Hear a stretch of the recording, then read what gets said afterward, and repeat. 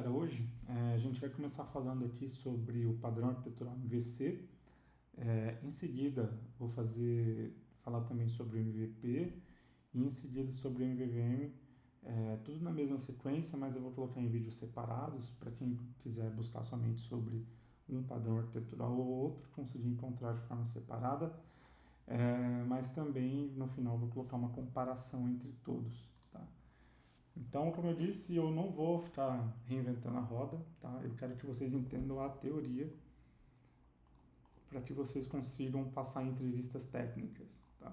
Isso é muito importante. E é um gap que eu tenho sentido que é muito forte, inclusive em desenvolvedores sêniors.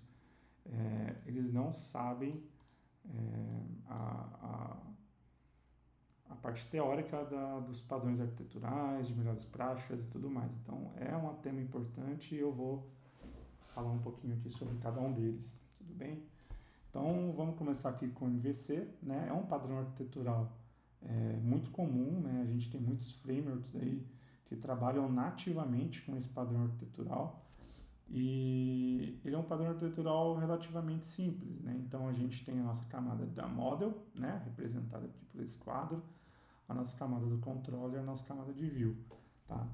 A camada de view, ela trabalha com dados que serão apresentados para os usuários e trabalha com iterações com a tela. Então, vamos supor uma aplicação web, quando você coloca um botão e o usuário clica nesse botão, quem vai fazer, quem vai interpretar essa chamada, né? Quem vai captar essa chamada e fazer alguma coisa com ela é a nossa camada de apresentação, tá? Ela tem uma instância da nossa controller, tá? Então ela tem um objeto ali que é do tipo da nossa controller e ela consegue chamar a nossa controller diretamente, tá? A mesma coisa da controller com a nossa view. Então, toda vez que a gente pede aqui para a controller, fala assim, pô, me dá um determinado dado, ela vai fazer alguma coisa aqui internamente e vai responder chamando o objeto da view para que a view consiga se atualizar, tá? Na mesma lógica aqui, a controller conhece a nossa model, tá? E a nossa model conhece a nossa controller, tá? Então, imagina que a gente vai fazer uma chamada aqui em um banco de dados ou em uma API, tá? Quem vai trabalhar com essa camada aqui seria o nosso... Aqui está representado de uma forma estranha, tá? Porque a interação do usuário começa aqui pela view, né? E aí ela passa a necessidade para controle e a controller trata. Então, na minha opinião, isso aqui está um pouco errado, tá? Posso estar falando besteira, cada um tem uma interpretação, né? Mas, no meu ponto de vista, isso aqui, esse quadradinho aqui estaria aqui, tá? Isso comunicando com a view aqui. E a nossa model, ela é responsável por fazer chamadas em APIs, se conectar em banco de dados, e ela é responsável pela nossa lógica de negócios, tá? Ela é a nossa camada de regras de negócios, essa aqui é a nossa camada de regra de aplicação, beleza? Aqui a gente tem uma boa separação das responsabilidades, né? Então a view fica com uma camada, a controle com outra, a controle é quem faz a ligação entre a model e a view, trabalha esses dados, se for necessário, converte eles e retorna aqui para a view para que esses dados sejam apresentados na tela, beleza? Porém, quando a gente vai trabalhar com esse modelo, acaba que tem dois problemas. A nossa controller acaba ficando muito grande, tá? E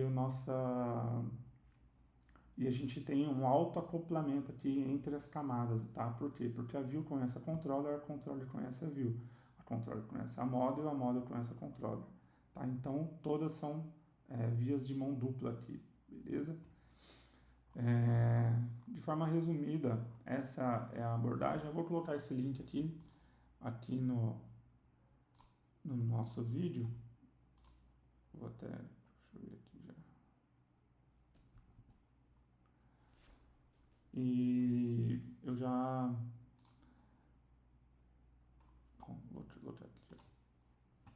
vou colocar nas notas aqui.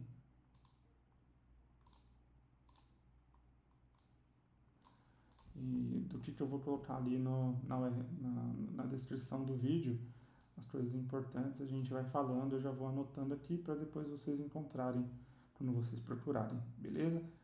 Então, isso é um pouco aí sobre a responsabilidade, né, de cada camada. Então, vamos lá, repassando aqui.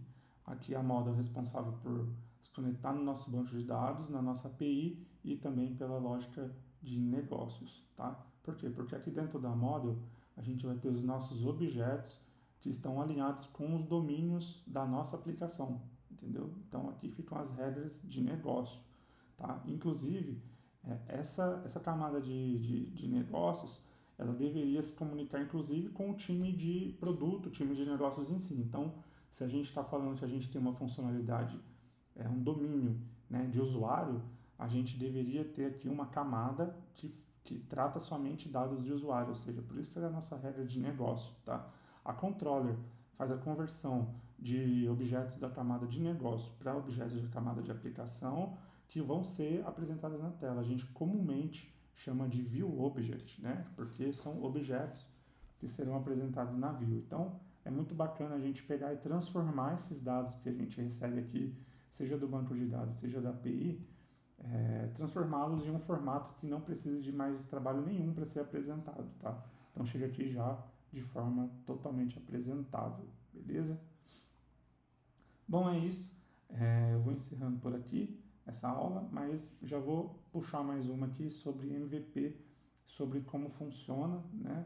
E depois sobre MVVM e depois em seguida já falar sobre a diferença entre um e o outro e quais as vantagens e desvantagens, beleza? São vídeos curtos, né? Não pretendo prolongar muito.